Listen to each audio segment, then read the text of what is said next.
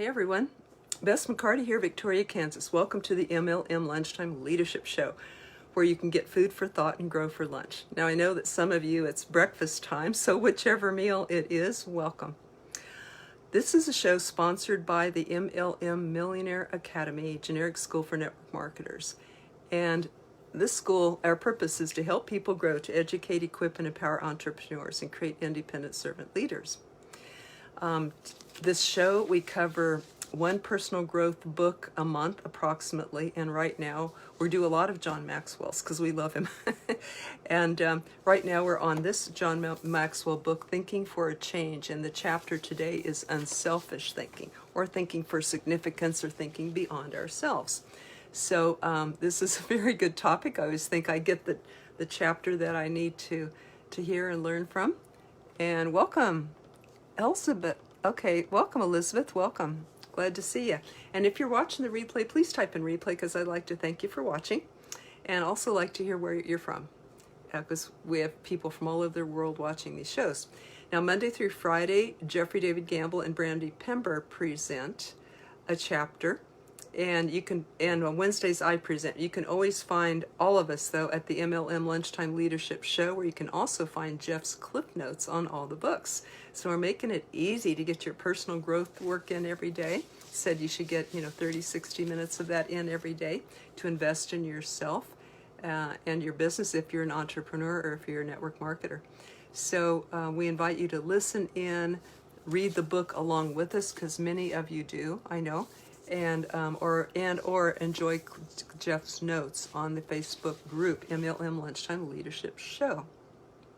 That group, you can scroll down and find 700 replays from 2 years of these shows on personal growth, and you can find 600 other MLM leaders there, and you can also get a free ebook of John Maxwell's when you join that group and when you request the book. So we have all of that for you. And welcome, Gian. Glad to see you. So the topic today is significance, is unselfishness. And I'm going to be telling you a story. I'm going to tell you a story that John Maxwell has in the book. But first, a couple of quotes.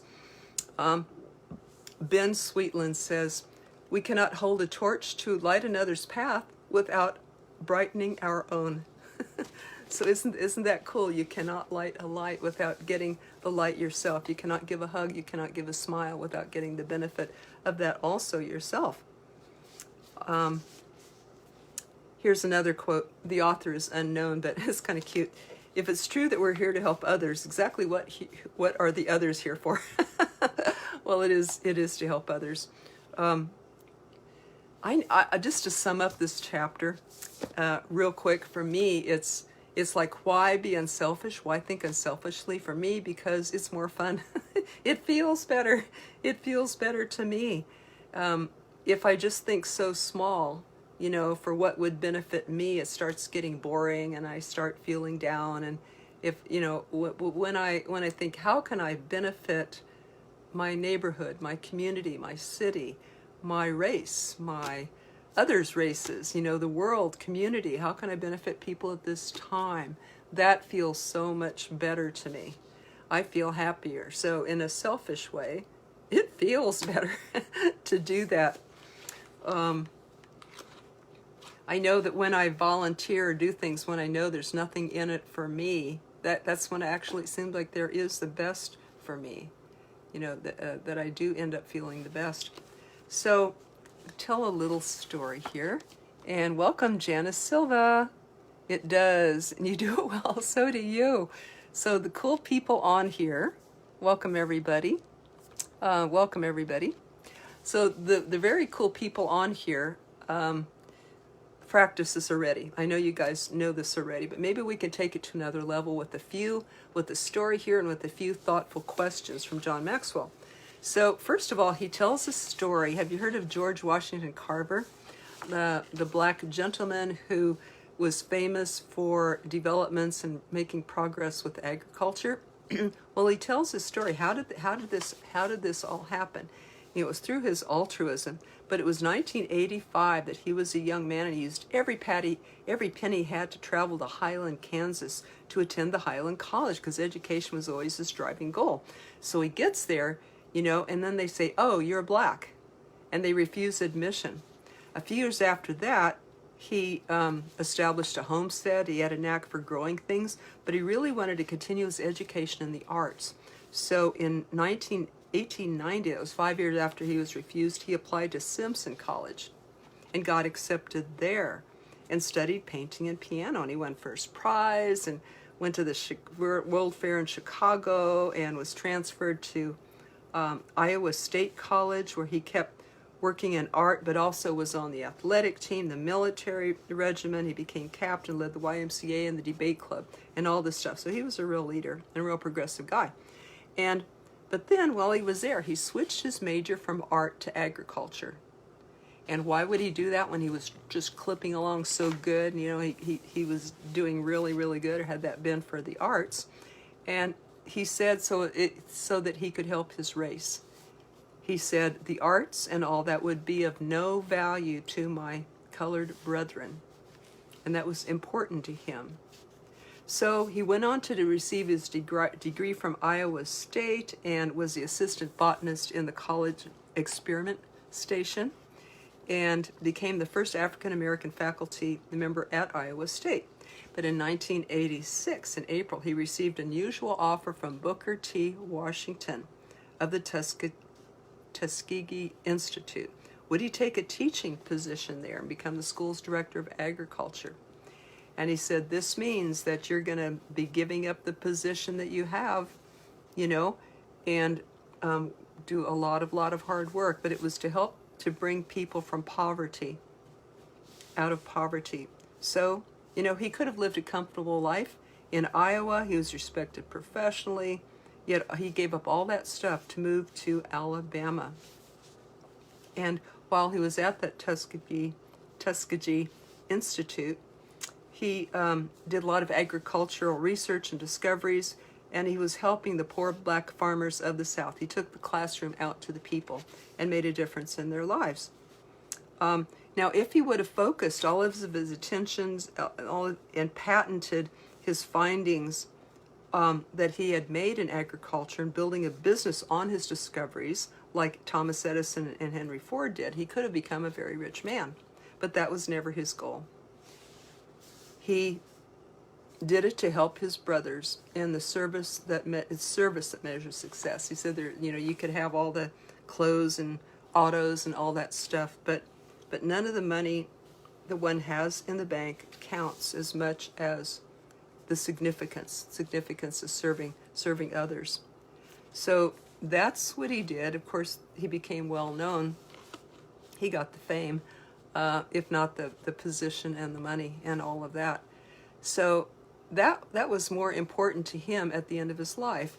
And that's one measure. That's as I coach people. I'm a coach for business and life, and my niche is network marketers. They call me the shrink of MLM. I'm a generic coach for network marketers, not in a company. But as I coach people, sometimes we go to the end of their life, to discover what their real values are. We go to their end of their life and say, if you do not accomplish your dreams and your goals, which nearly always mean contribution to life, if you do not, you get to the end of your life, how will you feel? You have the degree hanging on the wall, you have the good bank account to leave your family or whatever, but how will you feel if you do not contribute to life in some way? Make a better world than when you arrived. If you do not leave a legacy that goes on beyond you, how will that feel? So that's one of my motivating techniques for getting people to realize their why and to put it into action before it's too late. We never know how long we're going to have on this earth, do we? Not for sure. But so many of us think, oh, I'll do it tomorrow. I'll watch TV today, or I'll play today. I'll do this significance thing tomorrow. I'll change the world tomorrow. And then they're in their car accident and they're gone. They go, darn, they're probably thinking after they're gone, oops, I guess I didn't have as much time as I thought, or whoops, I guess I never did do what I came there to do, what I wanted to do. So the chance is gone. So do we want to be like that? Let's make a difference every day that we can while we're here. And welcome, Shuba. It's good to see you. Who has a takeaway, a comment, a question, a story, something that you've learned, a tip that you can leave below? So I'd love to hear from you guys. If you've ever had the thrill and the joy of doing something just for giving, there's no benefit to you, please type in yes, because I'd like to congratulate you for that, and I also like to hear more about it. So why John has these he's so thorough in all his thinking, because he has these list of reasons why you should strive for the satisfaction of unselfish thinking. One of them, it brings personal fulfillment. And Alan Lloyd McGinnis said there's no more noble occupation in the world than to assist another human being to help someone succeed. So again, it's that wonderful feeling. And Adam Green is on. Welcome, Adam, a person who is a true giver. Says one of my favorite quotes about legacy is, "We do not inherit the earth from our ancestors. We borrow it from our children." Chief Seattle. Thank you, Adam. Thank you for that quote. What are we going to leave?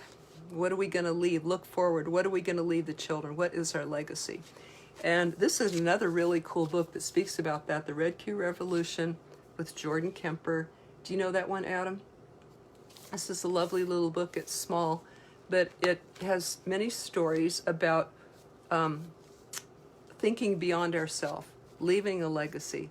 So we jump from selfish thinking to significant thinking. We make a difference. We make a significance in the world. We change the world. So thank you very much for any quotes, tips.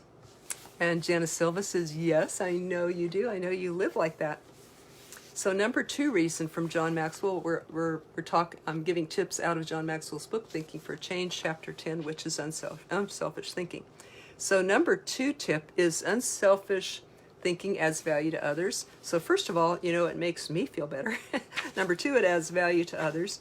Number 3, it encourages other virtues. When you think big, stop thinking small and thinking big, and how can I benefit the whole? And actually, I was just writing out some questions today about asking the right question. And one of the right questions we can ask ourselves is, how can I make the world a more wonderful place? How can I benefit the world today? Who can I serve today? And look around and sort of keep your antenna out that. But you're living with that question. Who can I serve today? And so it encourages other virtues, I think, like creativity, awareness, focus, an attitude of helpfulness. When you walk around with that attitude, people gravitate to you. They're attracted to you because they can feel that, versus if I'm all wrapped up in me, the energy just goes here. People can feel that, and they're drawn to people of service. I have bridged gaps with people of all generations, cultures, ages, income levels. When we have that thing in common, which is called service, and an attitude of service and helpfulness, all of a sudden we're on the same playing field. All of a sudden we are level, we are equal, because we're here to serve life. So that is how I've bridged so many gaps that would have been there, but that instantly brings us into sync. And I've done that in my community when I have volunteered in my community, like to help at funeral dinners and like that, and everything at the church. Even though I don't belong to that particular church, I still belong to the community, and I still belong to the people. So when I do volunteer, I get a great feeling of teamwork. It's fun for me. I feel good afterwards. It just makes my day and my week. So, Dorothy, welcome. She says, good morning. My takeaway, make a difference in someone's life while you can. Yeah, because we don't want to put it off. That tomorrow we think is going to be there may not be there. What if it's not there? I better do it now, right? Better do it while I can, because we don't really know how much time we have left. Like, I assume that I got 40 years left in my life, but I may not. I may have 60, but I may not. You know, what if I knew that today was my last day on earth? What would I do? What would I do? I think I would still do what I'm doing because I love what I'm doing. Number 4 reason that John Maxwell says is why we should strive for the satisfaction of unselfish thinking. First was for own personal fulfillment, then to add values to others, and encourages other virtues like creative thinking. Number 4, it increases the quality of life. There is no life as empty as the self-centered life. There is no life as centered as a self-empty life. But I take a little caution to that. I like to remind myself that I count among the people I serve. In other words, I do not empty all interest in my life, but I count among the people I serve. I tell a little story, that is a true story, that a friend told about her little 4-year-old son. He had 3 friends come over to play. She put a handful of jelly beans in his hand and said, now share these with your friends. And he did. He said, 1 for you, 1 for you, 1 for you, 1 for you, 1 for you, 1 for you, until they were gone. He looked at their full hands, looked at his empty hand, and burst out crying. The mother came over, saw what happened. She took them all back and put them in his hand. And she said, okay, now share these with others, but count yourself in this time. So now he divided it into 4s instead of 3s. So that's a little story I tell my clients and students. And also I tell myself to remind myself to take care of myself as I take care of others. I count just as much as the people I serve. So it's not quite a self-empty life, but it's not a self-centered life either. It includes everybody. Okay, number 5 reason John Maxwell gives is unselfish thinking makes you part of something greater than yourself, and that feels good. And unselfish thinking creates a legacy, like Adam Green was saying about think of the children. You know, who doesn't think of the future generations to come? I mean, who doesn't get a good feeling from doing that and not just using up the earth's resources just for today, or making money just to get through the end of my life, but let me leave a teaching to where my children and grandchildren and their children can know how to take care of themselves, know how to take care of the earth, know how to serve life too. That is a legacy when they see you serving life. That's a great legacy. A wonderful one. Okay, so John says how to experience the set. He told us why we want to experience it. Now, how to experience it? He says, put others first. People with humility don't think less of themselves, they just think of themselves less. And that's from Ken Blanchard and Norman Vincent Peale. Number 2, expose yourself to a situation where people have needs. If I live in my own glass tower, I won't, be among the people. I know that has changed people when they've traveled to live in, realize that there's other kinds of neighborhoods than privileged neighborhoods, other kinds of countries than ours. Did you know that most people in the world go to bed hungry every night? I can't really fathom that. I haven't experienced that. But this is the case with most people. We live in a privileged country, don't we? So, be aware of that. Number 3, give quietly or anonymously. I know my spiritual teacher said, practice this, practice doing one thing every day that no one knows about. You don't get any thanks or accolades or anything like that. No one knows that you did it. I remember one winter I shoveled for my neighbor, and it took a half an hour shoving her sidewalk. I don't think she ever knew that I did it, but another neighbor gave me a beautiful card because someone shoveled her walk and she thought it was me, and she gave me a thank you card for doing something that I didn't do, which I thought was the karma coming back for the other lady that never knew that I shoveled her walk. So it's kind of fun, isn't it? It just goes around. Kind of fun. Number 4, invest in people intentionally. And I have just a thought about that. A marriage advice counselor that I know, Pat Allen, she says, people are human, if you give to them compassion and tolerance and everything, not because they're perfect people, but you do it for the marriage. You do it for the entity of the marriage that nourishes you both, Instead of necessarily doing it for the person, do it for the marriage, and that's being intentional. Number 5, John says, continually check your motives, because guess what? We're human. And we fall off track, and sometimes we need to regain our focus and get back on track again.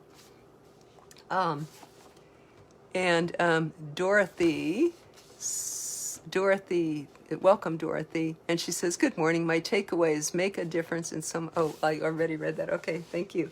Who else has a takeaway, a tip, a question, a comment? And I'm asking people here that if you've ever experienced the satisfaction of doing something for someone else, please type yes. And if you have a story behind that, I'd love to hear more about that. Okay, so John now has, 4 tips here. Thinking questions that we can take away from this chapter about making our lives richer by unselfish thinking. 1 is think about some things you could do to help others that will in no way benefit you. Could it be giving of money or time or assisting someone? Number 2, obey the inner sense to meet another's need. Use your intuitive radar. I know when I hold out that question, like, who can I serve today? Cool things happen to me that maybe wouldn't have otherwise happened. So did that draw the situation, or did it help me recognize and become aware of the situation where I could be of service? I think it helps me to be aware of that and not miss it. So when I walk around with that question, how can I serve? Who can I serve? Who can I assist? Who can I help lift something into their car? Who can I smile at? Who can I listen to? Who can I give a helping hand? Number 3, think about what you have to invest in another person. Like, what do you have to give? You've got skills, life experiences, resources that you could give. It doesn't have to be money. It could be a smile. Maybe you're a good listener. Number 4, think in terms of win-win. He said, if you can't, in business or professional relationship, if you and the other person do not benefit, do not go through with the deal. It has to benefit both people, not just me, right? Including a relationship or business or anything. So this is John Maxwell's book, Thinking for a Change. Hope you enjoyed it. Thank you so much for your tips. Let's keep the conversation going. I want to hear your stories, tips, comments. Tomorrow is skill number 11, enjoy the return of bottom line thinking. And this is John Maxwell's book, Thinking for a Change. Tomorrow, Jeffrey, David Gamble, and Brandy Pember will be presenting on Jeff's page. But you can find, regardless of whose page, his or mine, you can find us at the MLM Lunchtime Leadership Show Facebook group, because we always share it into there. And this show, by the way, is sponsored by the MLM Millionaire Academy, our generic school for network marketers, where that has been existing it's 10 years old now, and the last couple of years since Jeff has joined and has been teaching really the best stuff I've ever seen in network marketing, the best methods for recruiting, for getting customers, recruits, and referrals. That we call it the favor script. It's a super indirect method of asking for referrals in a specific way. It always works. I'll post a free class that we did on this so you can know it too. And then we follow up with a 10-minute presentation that leads to the video, because we found that people don't watch videos and got to chase and they feel guilty and they avoid you and all that. But when they hear your 10-minute presentation, it increases the chance of watching the video huge. So this is what we teach. It's a little bit different from the norm in the profession of network marketing, but it's worked famously to help people jump ranks fast. So I will post that free class below that you can take advantage of and learn this favor script and begin to put it into action now. Because a lot of people need to build their businesses now. It's really urgent in this economy to build as much as you can at this current time. Don't waste time, don't waste months. Help other people, reach out to other people, practice what we just talked about today. Practice service to life and help reach out to other people who need a hand too. So a lot of people need to figure out a way to work from home right now, who need to supplement their income because maybe they've been laid off or had their wages cut, or they fear they're going to be laid off and they need a plan B. Network marketing is booming and growing at this time. It's good in any economy, but especially now because people realize the need for a plan B, which we've been telling them for 20 years. But now they get it. Now they know it, that working for themselves is the most secure thing. And we offer the best business in the world. Has the greatest return on investment of any business in the world. Where else can you start a business for a few $100s and end up becoming a multimillionaire from that initial investment? Nowhere. Nowhere. And you can do this at your own pace. It's tax deductible. Everything's spent on this is tax deductible. So many huge advantages. I think I'll post an article below about why MLM is an answer to this economy that I wrote years ago, but it applies triply now. So thank you for all you do. Let's keep helping people. Let's keep the conversation going below. Love to hear your tips. Let's inspire each other towards significance, towards unselfish thinking.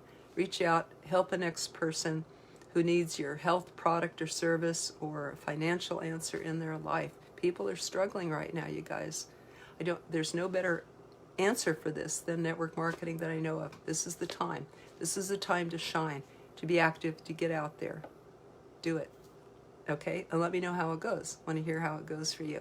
And you're welcome to increase your speed of doing that by being in our school. Our school is insanely affordable. It used to be $100 a month. Now it's just $25 a month. We're making it easy for everyone to get this coaching and training, because a lot of times the companies or sponsors don't provide all that you need. So we filled in that gap. And we provide this in the school. We do private coaching. I do private coaching for people as well in business and life. They call me the shrink of MLM. So provide I really have something for every level. I have free, I have inexpensive, the classes, and then I have private coaching that Jeff and I do. So we hope to help you help other people. Help you help yourself, your family, your neighborhood, and everyone around you. Thank you for listening. Let's keep the conversation going below. See you tomorrow for the MLM Lunchtime Leadership Show.